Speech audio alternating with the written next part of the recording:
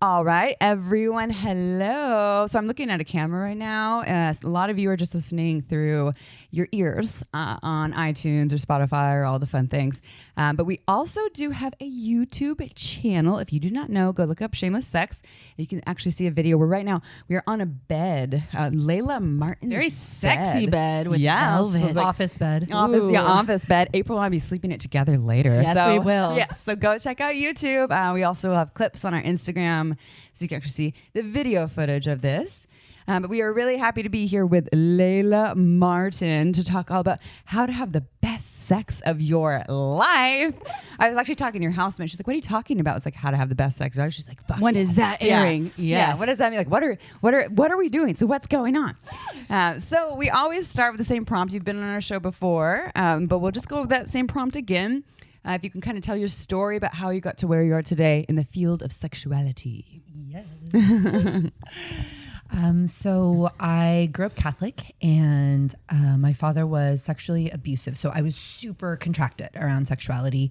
I didn't want to go into Victoria's Secret when I was a teenager. I would have like total PTSD, shut down with my first boyfriend, meaning like when I first saw his penis, I like froze and went into a state of shock. So I had this like really intense blockage and trauma around sexuality, and then all the like kind of religious shame and wait until you get married and all of that. So I had like a big deep hole to dig myself out of.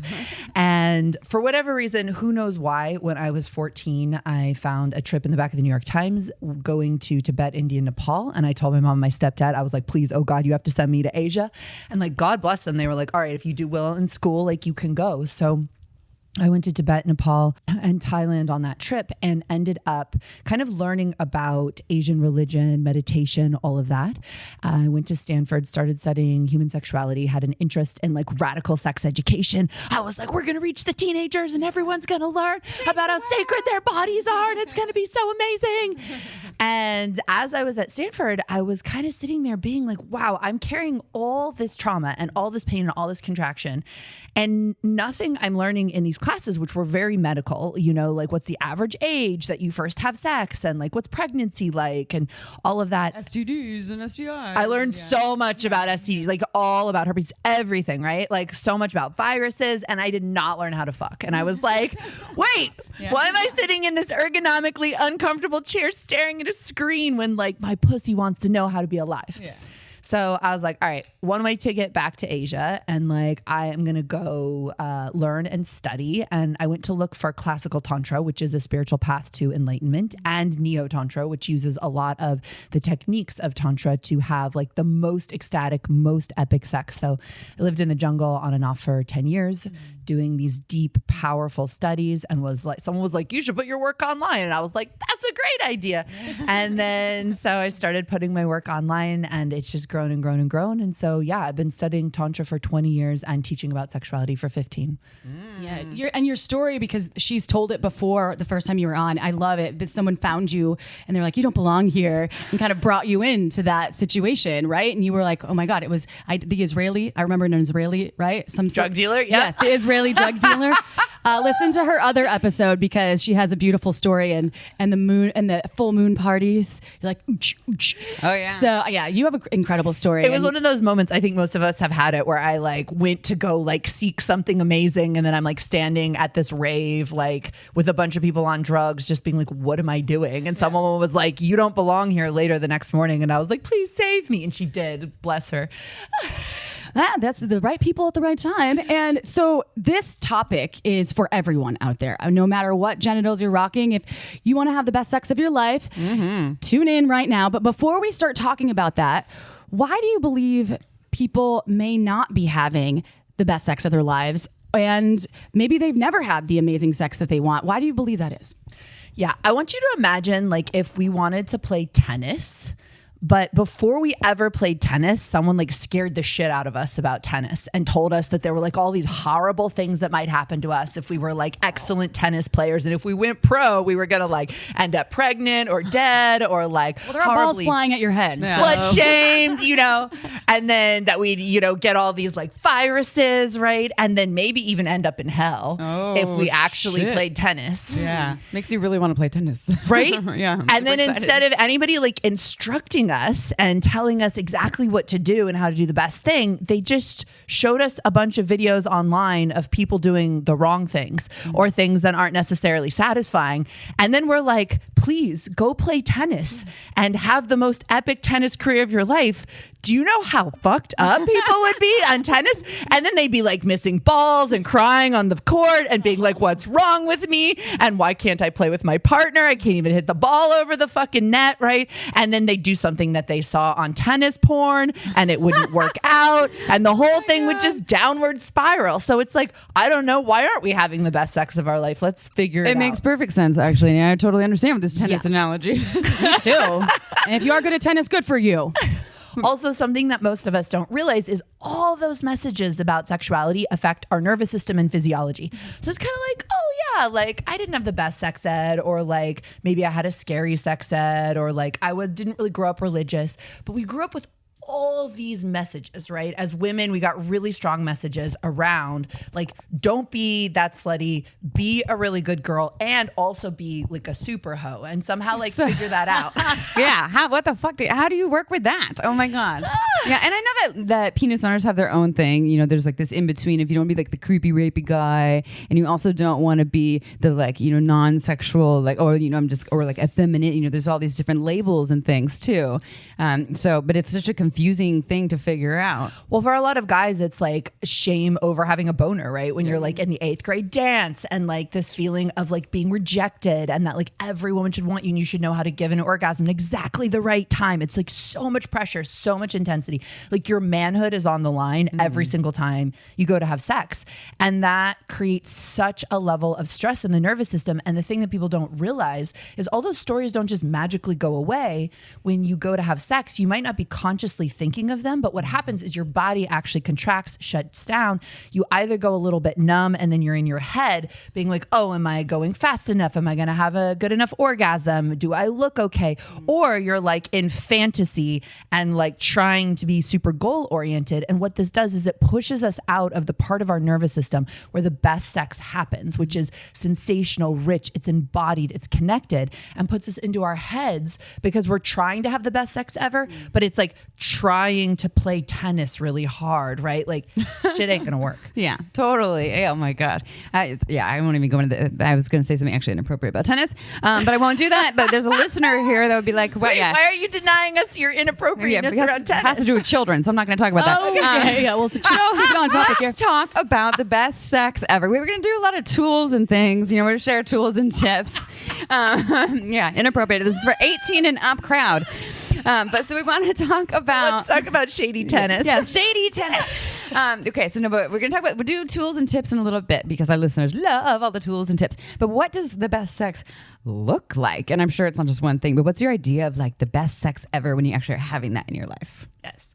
So one of the things is that it is deeply sensational, right? Like anybody would say, look, in the best sex ever, I'm feeling a lot. I'm feeling a lot of pleasure. I'm feeling a lot of intensity. I'm feeling a lot of turn on, right? So it's a very sensational, very like rich feeling experience. I think most people would agree. It's like, I'm out of my fucking head. Like I'm not somewhere else. I'm not worrying. I'm not self-conscious. I'm truly flowing in the moment. So it's a flow state experience, which has to do with really surrendering to what's going on inside of your body. And for a lot of people, then it also mixes what they most love, right? So maybe it's kinky, maybe it's deeply psychological, maybe it's like you're so in love, right? And it's super romantic. Maybe it's energetic if you're like really into energy sex. Maybe it's like, you know, very, very, very intense and wild and outrageous. So it's also really important to sort of own like there's this kind of universal best sex ever, and then there's your best sex ever. And for a lot of people, it's important to realize that your best sex ever might not be what you've ever seen before, because it might not have ever shown up in a movie or in porn, or your friends might not love it. And so kind of asking yourself like, ooh, like what would I really want to do? Yeah. And that kind of opens this like amazing world of desire as well. Like what's my unique individual version of it? Not just like what I saw in all the places where my friends are doing. Yeah, totally. Is it possible for people to tap into this all the time? Or is it something, what? Just watching a dog eat a bull penis. Yeah. All right, so there's a dog here eating a bull penis, and I'm checking in to make sure it's not a problem with like audio or video right now. Okay, it's gonna be in the shot. Best Okay. sex ever. If this is on YouTube, this would be entertaining. So, Yes, anyways, yeah. full Okay. penis is on the bed. This is not really how you would want to eat a dick. Yeah, We're just gonna say this is what not to do. This is how you do. Yeah, Don't this is chew. Yeah, all that my teeth, God. especially if it's not consensual, and just the tip is not usually going to work. Someone's into that somewhere, but not most people. Okay. So if you're into that, no shame. But we're No just shame. saying No shame. generally Yeah, yeah. that's not the way to eat no a dick. judgment. Yeah. So what I was before the bull penis. So because it's considered to be the best sex, do you need to have the worst sex to understand what the best looks like? Is it like you have to go through the darkness to see the light kind of thing? And can you have the best sex of your life? And we're going to do the tips and tricks because those are important. But is it possible? Like, are you having the best sex of your life every single time? Or you're like, oh, well, there's hits and misses in tennis. Like tennis, yeah. Just like tennis. So yes, in a way, like we want to think of sex actually more like art in the sense you can also keep the sports metaphors, but like to make really great art, you have to make bad art because you have to be willing to be creative, to try something new. I would say that the more you actually practice these actual qualities that make sex amazing, like feeling sensations in your body, knowing how to connect intimately, owning your desires, sex generally gets better. And the full expression of sexuality is sometimes it sucks. Sometimes it's like amazing. Sometimes it'll blow your fucking mind. Sometimes it'll change your life. And sometimes you'll be like, whoa, how is it like this bad? I remember me and Andrew when we were doing this like long tantric training and we had to have sex 21 times in a row. And literally in the same sitting? It was every day. So it was like 21 days. I was like, wow. That's a long day. Yeah. Like to graduate to the next level, you had to Yeah, have sex 21 times, right? Yeah. And so like sometimes, it was mind blowing. Sometimes we saw God. And sometimes it was like him with a soft penis and me just being like, just fucking put it in. Like he's just like, and like, I'm just gonna like stare at the tree, like off to the side or whatever, So like if you also have sex enough, you're going to have times that are just like not that inspiring, not that amazing. And this is so important for people to know because they put so much pressure on themselves for it to be amazing all the time, when really the focus, in my experience, should be on training our bodies and our sexual psychology so that we're optimizing our sexual experiences and then knowing you can never get it perfect. I like that. That's good advice because that's a lot to live up to be like, I have to have the best sex of my life all the time. So Yeah. I'm happy that even Layla Martin's not having the best sex every single time of her life. Sometimes you're just laying there like, Yes. come on. But it's consensual. Yes. Still. Yes. Yeah. Oh gosh. Oh my gosh. Yeah. So consent talk to everyone. We are always preaching consent no matter what. So I get it. Sometimes you're like, I don't have the energy to have this like, marathon sex or this like, super deeply connected, expansive sex. I'm just, especially if you're dedicated to some 21-day thing, which actually, are we talking about that one on this episode? Or yeah, I think we are talking. No, we'll get there at the end. Yeah. Okay. 21-day challenge. You must do it. You must do it. So you shared a couple of things about the psychology, and can you kind of dive deeper into these tips and tricks? You gave us a few already, but I know there's a lot more. Yeah. So I'll give you the most common kind of gendered tips that are usually very helpful. Okay, so for most women, we're not having our bodies touched the way that we desire, right? So central activation for a woman's nervous system for the vast majority of women makes a huge fucking difference, right? So for pussy to blossom open, that takes time. 20 minutes, 30 minutes, 40 minutes sometimes, especially if you're in a longer term relationship. So like, yes, when you first meet each other and it's hot and heavy, you can get away with shorter. But if a partner's pussy is tight, uncomfortable, she's not like desiring and wanting your dick, you probably haven't spent long enough with her.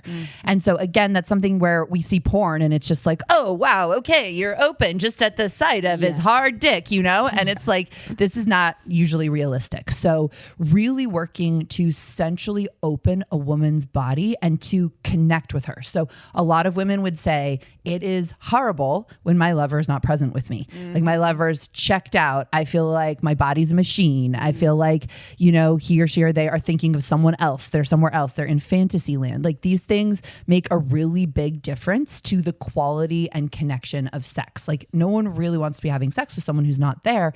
Oftentimes we're not paying enough attention to that.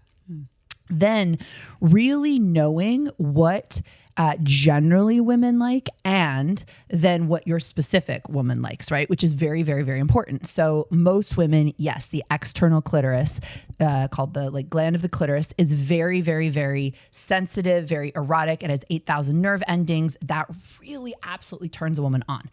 And there's variations on what we like with that particular part of our body. So some women love circular strokes. Some women love up and down. Some women love really hard and intense. Some women like pulsating touch. Some women like really like subtle touch, like almost like the energy of your fingers is doing more than the physical touch of your fingers. So what can be amazing is to actually learn different types of touch, different types of strokes. And when you're with a new lover, or even if you've been with someone for a really long time, being like, let's actually spend some time where I just get to explore your body and you tell me what you love, right? You tell me what feels good. So I understand what actually works for you. Women hate when you shove anything inside their bodies. I know. When they're not ready. When they're not ready. Totally. Yeah, It's like, it feels like a tampon. Or like I'm at the doctor's office, speculum yeah, put in. yeah, but we're talking exactly. where we're having pleasurable sex right now? Yeah. Come on. So guys, I want you to imagine your own anus, your asshole. If someone were to just shove something up there Oh, geez. without consent, without warm up, when you were in a big fuck yes, how would that feel to you? So think the same way about a pussy, right? Like I wish every man could experience penetration in his anus, hopefully with a penis, but even with just fingers or a dildo or a tongue, because it teaches you so much about the vulnerability of penetration and how, in the right circumstances, when you're turned on enough, when you are a fuck yes, when you are really into it, it is the most exquisite thing ever. Yeah. And when you're not, it's actually really horrible and your body shuts down. And so what happens as well is a lot of women they don't even understand that enough about their own bodies that they'll tolerate penetration before their body's fully ready. Tolerate. And this creates like a chronic contraction, which then creates numbness, desensitization, and often it can lead to pain as well. And this is so good for a man to understand, is really imagine what it would take for your anus to feel safe. Right? You'd have to really trust the person you were with. You'd have to want them to respect that as an area that's sensitive for you and to be able to explore it with a lot of consent and a lot of understanding.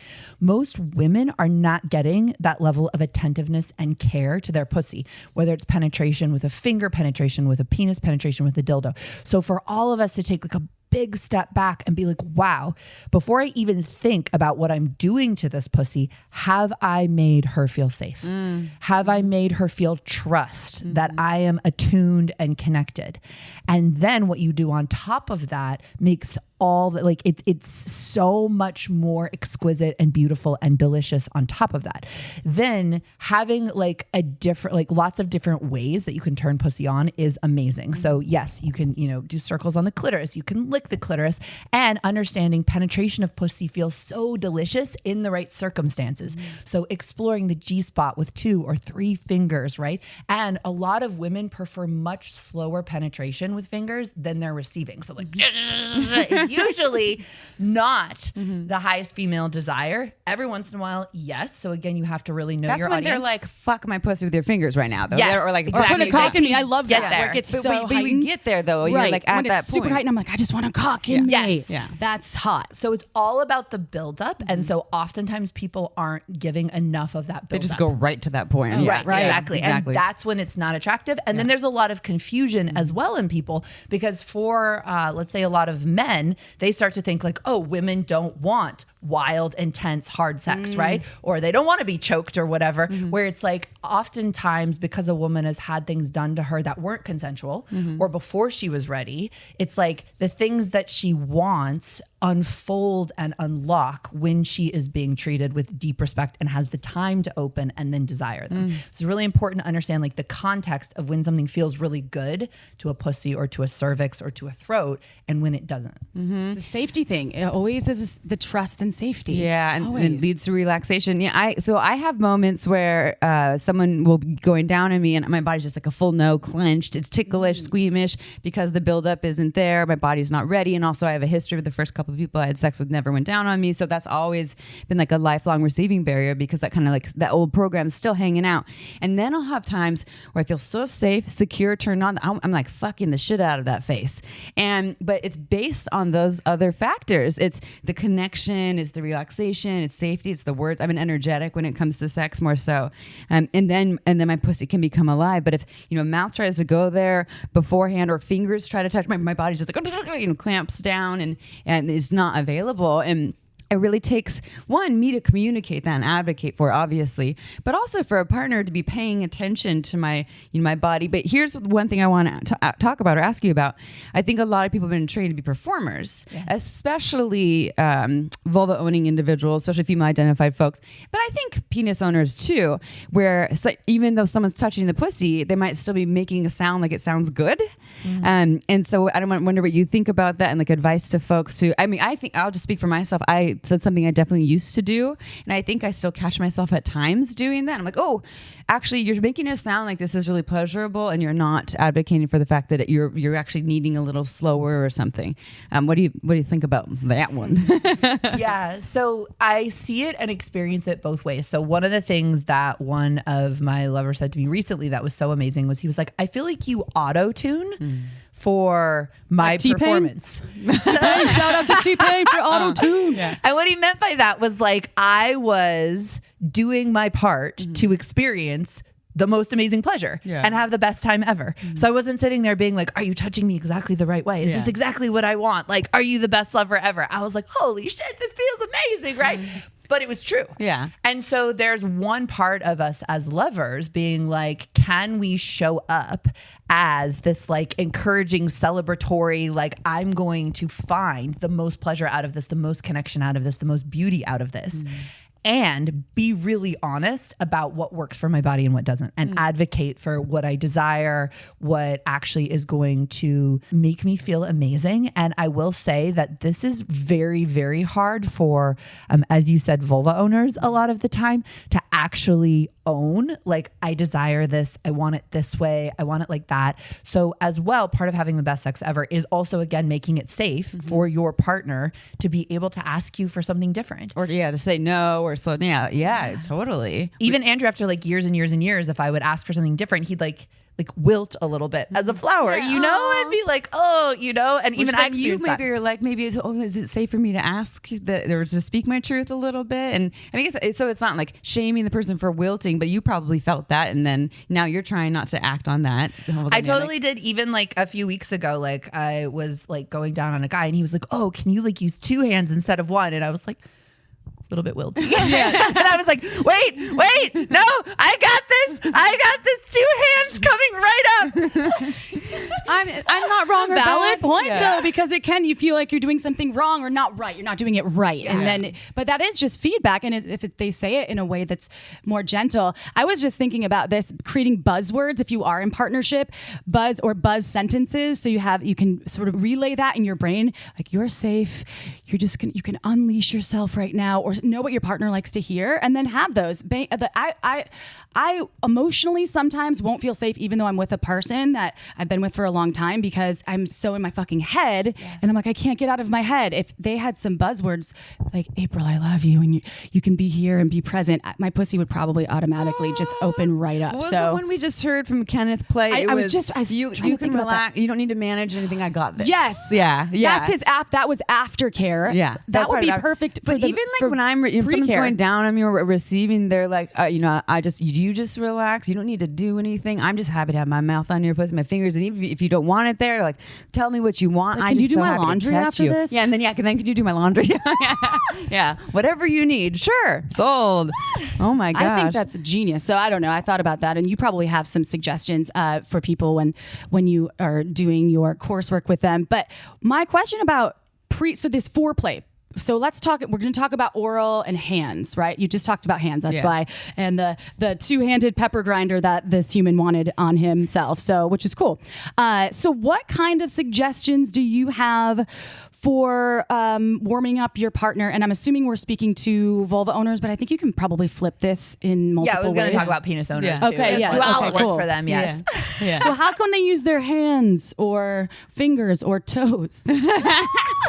I'm just wondering. Visualization. So yeah, okay. So if you are pleasuring a vulva owner, I would think like there are principles of massage, right? So literally, if you can take a massage class, fucking do it. You know, because most of the time people don't like pointy. Ooh, no, people no don't pokey. like starting super fast and super hard. You build up to a massage, right? And there's a kind of presence in your hands. So if you're going to give a good massage, you want the masseuse to like be present when they're touching you, to start out with like long, slow strokes. If they're going to go into deep tissue massage, they work up to it. Yeah. They don't like start the massage by like putting the elbow in you. Or like the elbow, like a jackhammer. We're like grabbing the hair, like yeah, right, just right off the bat. I love that example. I actually use that not to take the course though. I love that it's even more in depth. Just I'd said to people like, go get a professional massage, but pay attention to how they're touching you and the build up thing. But yeah, no, go take a course. It's brilliant.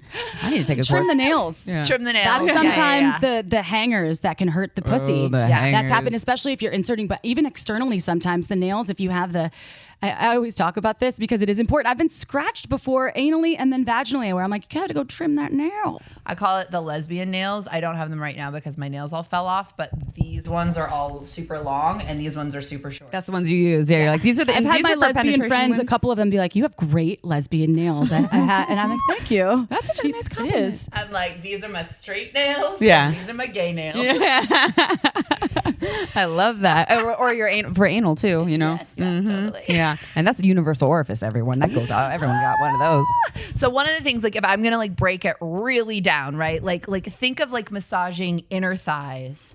Massage even over the hips. Like don't even go straight for the clitoris. Like really making out breast massage usually feels so incredibly good, right? And usually it feels so much better if you have lube or oil on your hands, even for a clitoris, right? And sometimes men forget that like, or any partner that like, oh, actually, I don't think lesbians forget this. Like it actually feels better when it's smooth and slippery, right? So even considering having like a body friendly oil or lube around. Uber lube. We're huge fans. Sorry. Even just for outside, right? Yeah. Not just for not just for penis penetration, but literally just for even stroking the external part of the clitoris. So then really giving that time for like circular clitoral strokes, really actually like dropping into it. And here's the thing too, like a lot of women would really prefer to continue being connected with. So making out with her, like stroking the rest of her body. Like not every woman is into eye contact, but a lot are. A lot would prefer to feel that connection rather than you're just like kind of doing something with her pussy as though it's a machine. And so really connecting in that way. And then the slower and more conscious the penetration is, especially at first, the better. So like putting your fingers right at the entrance to her vagina, holding them there for a period of time, and then starting slow with penetration. And then from there, that's when you can start building up the level of intensity.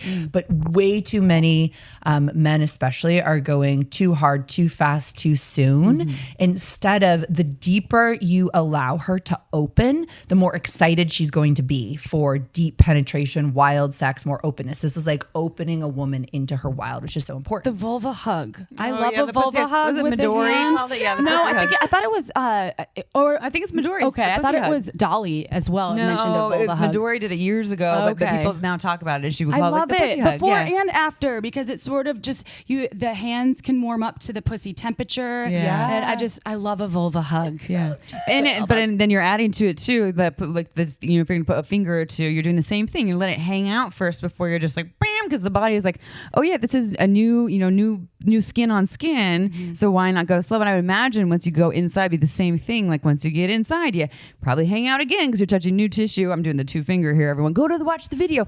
But you're like kind of like building it up, or reminding the body, especially for the receivers, like I'm here with you. I'm not moving too fast with each level, right? Yes. Yeah. Absolutely. And when you're a receiver as a vulva owner, it's really important to pay attention to rhythm. Like work with the person who's touching you.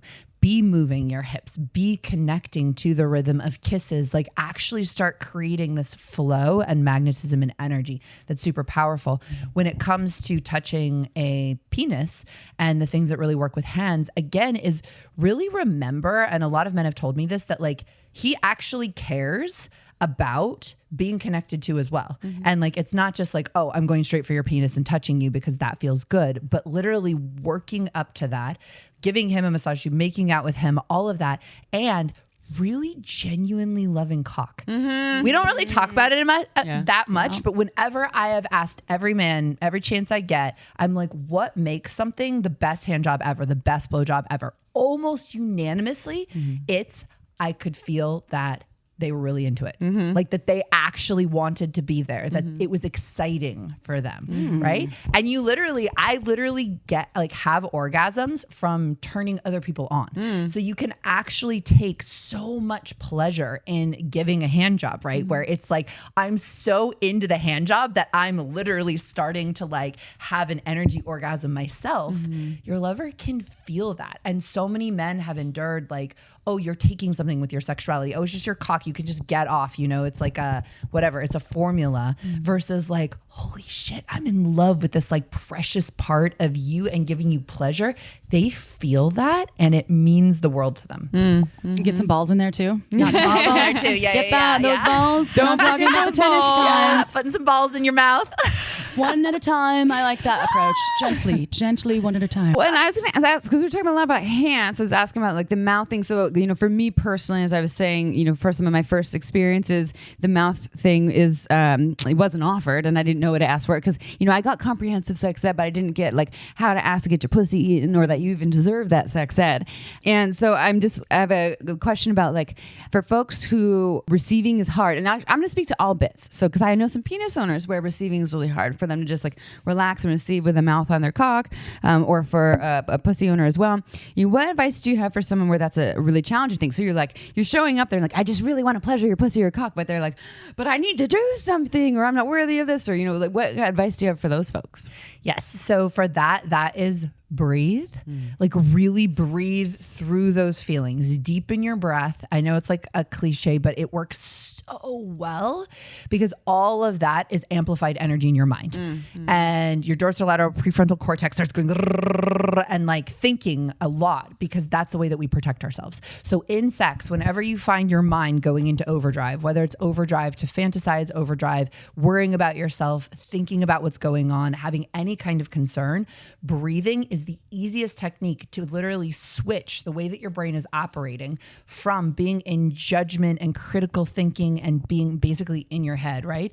Into feeling again. So the way that you switch that is a deep, slow breath and as many as you can take, which will actually start moving you out of that into your limbic system, into a more sensorial reality. So this is so powerful to know because oftentimes when we get stuck in our head during sex, we don't know how to get out. And it really is as simple as breath work. But the key with the breath work and to stay with it is you're going to have to feel the thing underneath it that maybe you haven't wanted to feel. And so this is also a key to the best sex ever is understanding that sex, we're breathing, we're moving, we're feeling, we're expressing. What it's actually doing is opening up our nervous systems. And so oftentimes the nervous system will want to feel the unfelt thing. And so when you take sex from just being about pleasure into being this dynamic expression of emotion and feeling, then it gets so much richer because what's happening to so many of us in sex right now is you start opening up your nervous system, you start breathing, you start feeling. Your nervous system is like, oh shit, that time that like I was so afraid when someone walked in on me and I was masturbating is keeping me from opening into my next level of ecstasy. And you can almost think of sex as literally being like, you know, there's like a stairway to heaven and there's all these different like realms. It's literally like a stairway to ecstasy.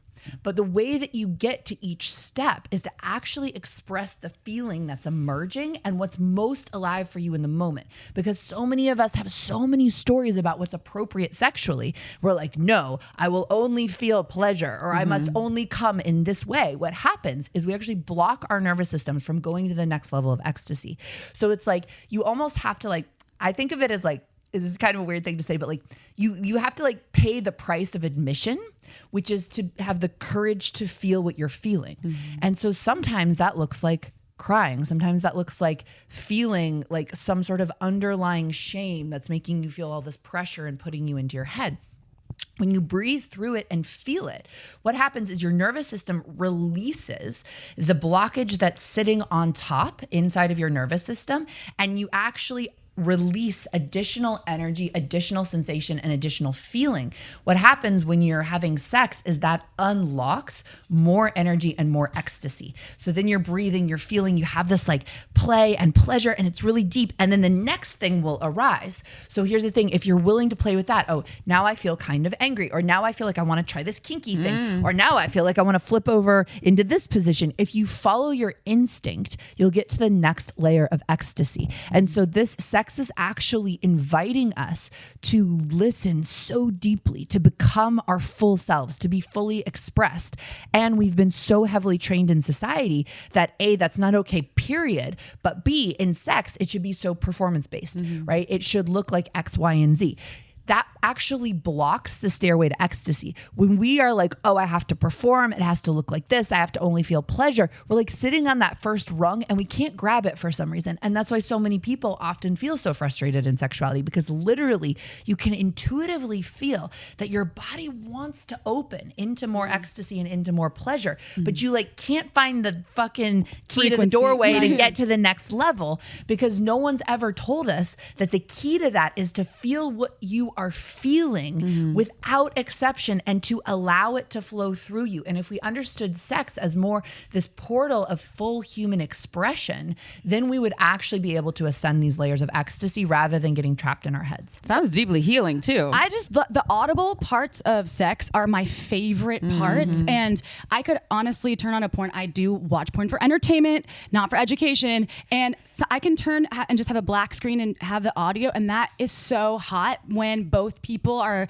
making noises. When it's quiet, I'm so bored, and it's the same in the bedroom. Yeah. And so this deep expression, like I was just picturing letting your inner beast out, like yes, or the crying, or and that is beautiful because it is really close to being in ecstasy when you're, or the little death. We've been talking about the orgasms are called the little death in French because it's just this massive release of your chemicals in your brain when it's the best sex ever. And get audible with it. Even if you're a penis owner, vulva owner, get audible. Unless you really want to be quiet, but fuck no. Well, you know what's interesting too about porn and like what you're talking about is what I have experienced is that what is fetishized in porn is actually what is desired when a woman is in either a deep state of profound in loveness or a really powerful state of ecstatic awakening. So like, you know, when I'm like deeply in love and in a full state of ecstasy, I'm like, the best thing in the world is for you to come on my face and it's gonna be so fucking ecstatic, right? Like feels like the most amazing thing in the whole world. Some bro wants to come on my face. I'm like, get the fuck out of here, right? You know, like, and like some porn star wants to come on my face. I'm like, you could pay me $1 million. You're still not coming on my face, right? So what happened was like, you know, largely this was men running this industry, took the like most potent states of feminine desire and ecstatic awakening and made them like for easy male consumption. And that's oftentimes why too, a lot of women feel so contracted by it because it's almost like now you're just doing it to me rather than earning my level of openness and activation by being in deep service to me, my ecstasy, my awakening, my pleasure. And then I open so much that I want you to like fuck my brains out or come in my mouth or choke me, whatever it is, right? It comes from, it's like you almost earn that state through earning trust, safety. And it doesn't have to be like, oh, now we're monogamously married forever. But it's like, it's a fucking deep bond, right? Through the connection, through the intimacy. And so I feel like as well, a lot of women are blocked to even knowing that they could want something like that because they aren't being brought like through the stairway to heaven into like level 9 ecstasy, because the things you want there are like wild compared to what sounds appealing in level one ecstasy where you're like, please just don't touch my clitoris too hard, So you think if someone's not feeling safe with their partner and they're trying to tap into this, because the safety piece it's emotional. It's not just physically safe, but emotionally safe. Should they just ditch that partner and get the fuck out? Because if they're trying, or I mean, you don't have to listen to the advice. I was just wondering, because if you never able, drop them off in the corner. Yeah, if you're like, I've been with this Get your ass person on for 10 Hinge. years. There's way better options on online dating. Because it sounds like they'll never be able to achieve that level if they can't. If this person, and I've been in relationships with like that where you're asking when them it would and just they won't do it. Like well, they won't where listen? you don't feel like you can open up and just unleash your ugly when you're fucking, right? The ugliness and the beauty.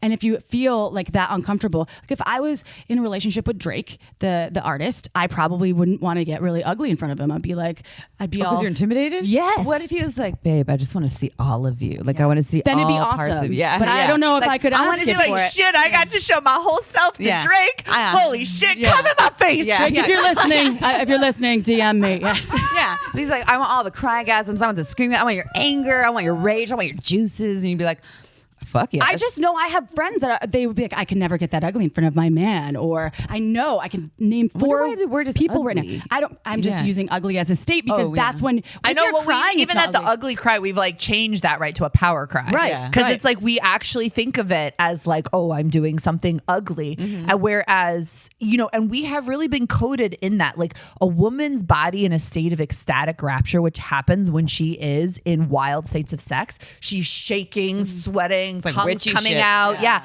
exactly. We've been taught that that's demonic, scary, like ugly, rather than like literally even and this is what I love from the tantric tradition, right? Some of the tantric goddesses, some of the Indian goddesses, like Kali, like holding head standing on skulls, like tongue out, like in a state of rapture.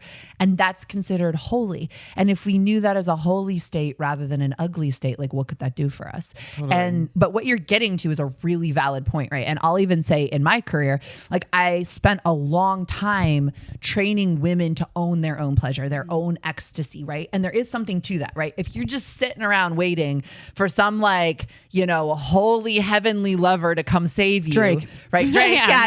This Drake. is all about this is all about Drake coming to save us. Yeah. We're also looking about Anthony Kiedis over here yes, too. yes. Call out and we'll talk about that The later. 4,000 women Drake has fucked are the only ones who are truly ever going to achieve that level 9 ecstasy on this planet. And we all know it. We're all doomed unless Drake calls us. Yeah, come on, Drake. 55555. All right. Anyway, sorry. Come in my face and spit in my mouth. Drake.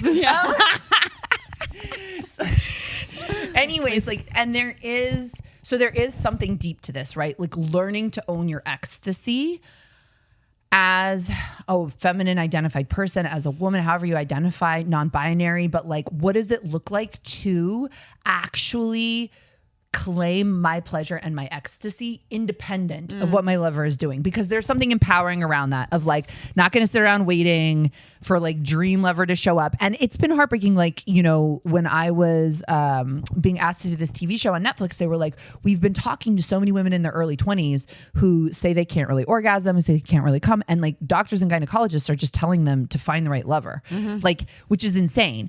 And so there is this quality of like, when I can claim my full expression of emotions as a state of ecstasy, like, yes, I get the confidence to then start doing that in front of my partner. And I will say now, this is my perception right now. Like women have been like running ahead in leaps and bounds in spirituality and personal development, even in studying their own sexuality in a lot of ways. And some men are super advanced, but men as a whole, now we like, actually, I really want them to learn all of this because it's just as available to them. These states of ecstasy, being multi-orgasmic, not being so in like, I can't express myself. I have to perform. I have to, have a heart on at all times. There's like all these sexual codes for men as well. When they bust out of those, then they can behold, if they're heterosexual or, having sex with a woman, like the woman in front of them as the divine goddess that she is. But one of the things that I've been realizing is most women want to be fucked as a goddess, right? Like even like hard fucked. It doesn't matter. Wild fucked. I don't mean goddess sex is always just like, oh, we're like chanting mantras and like crying softly into each other's mouths or whatever. But like it can be all kinds of sex, but you can only fuck a goddess if you know that you're a god, right? So like we like fell together in this like forgetting of our divinity. And I feel like under patriarchy, like part of what sustains patriarchy is a dehumanizing of people who don't look a certain way, don't have a certain body, aren't a certain gender, all of that. What gets us out of patriarchy is not disempowering men. It's all of us remembering the divine humanity in all of us. And so that's where it gets lost in sex a lot too. There's this like, and I'm not talking about like really high quality conscious kink, but a certain dehumanization where we're fantasizing, we're going into habit, we're going into autopilot. We're not actually connecting with the human in front of us. And so when men learn that, it completely and utterly changes the sexual experience. And I would love for men on this planet to know the gods that they are sexually and to get out of all the habitual, desensitizing conditioning they've been given so they can really actually fuck women open to God in the way that I feel like they're so desirous of. Wow. So Good. this is exactly why we're having Layla Martin on the show regularly, because we're actually going to be recording one about how to tap into your inner slut. Yes. And we were going to even dive into positions on this one, but we're running out of time. And I think we'll just do a whole episode on positions when we're actually, by penetration. We're talking about actual like cocks, dildos, penetration positions. So sorry, everyone. Tune in next time because Layla's coming back on over and over and over and over and over. But I know that you have a lot of incredible offerings. And we're speaking here to penis owners, to vulva owners. You have the Epic Lovers digital guide, and you also have the 21-day erotic confidence challenge. And we have links in our show notes, everyone. So wherever you're listening, go to the show notes, iTunes, Spotify. There should be show notes there. Go to our website if you want to click to find out more, to go sign up for these programs. But can you tell us? Because everyone's probably like, how the fuck do I get more Layla in my life? Can I go to her bed too? So the Epic Lovers digital guide is for people of any gender, and it teaches you the 6 different types of sex and basic tools and practices to be able to access those types of sex. So you learn how to have sensational sex, electric sex, wild sex, tantric sex, kinky sex, and enlightened sex. And it's very, very practical. That one's totally free. So yeah, you can find the link in the show notes. And then we have what is called Magnetic. It's the 21-day erotic confidence challenge. This is for vulva owners, pussy owners. And so what this is 21 days. It's about 2 to 3 minutes each. And so you're learning a tool or practice that helps you feel erotically confident. Like if you've ever wanted to like walk into a party and like just feel so fucking good in your body and like everyone is looking at you in the room, or what I was saying, even that basic, like I love a hand job, or like I want to be excited about going down on pussy, right? Like where do I get that kind of erotic confidence to do that from? This challenge is designed to get you there through embodied somatic practices every single day, so you can actually own your magnetism and your sexiness. Is it where you have to have sex with your partner 21 days straight, where you're like, God, I'm just looking at this tree? Just put it in. Yeah. The 21-day erotic confidence challenge is all about having a soft cock consensually inserted into your vulva as you stare off into the distance. Yeah, that's what we're selling right now. Okay, no, just to be clear. We're not. Just to be clear, that 21-day challenge is for vulva owners. You do not need a lover. It's actually not with a partner. It's just for you. It's your personal practice to be able to become erotically confident. Okay. Love that. Cool. And then the Epic Lovers is for anyone and everyone. For anyone and everyone who wants to learn how to fuck better. Ooh. Well, I'm happy that we're recording another episode with you because you are fantastic, Layla. So we have to say goodbye to you listeners, though. But you can see us every Tuesday, or actually YouTube, you can actually see us, or you can listen to us because we drop a new episode every Tuesday. That's why I say see you next Tuesday, because I love cunts as well. I love cunts. I love a cunt. And I'm going to invite you right now, if you're driving, don't do this. Do it when you get home to a nice, safe place. To do so, just give us 5 stars on iTunes. It helps more folks find people like the beautiful Layla Martin, and skilled and talented as well, inside and out, and unlocking your inner erotic, amazing human. I loved some of the terms you taught me today, so thank you. And we're going to be seeing you soon for another episode. All right, y'all. Well, as I said, as Amy says, we're shameless sex revolutionaries. Ciao for now.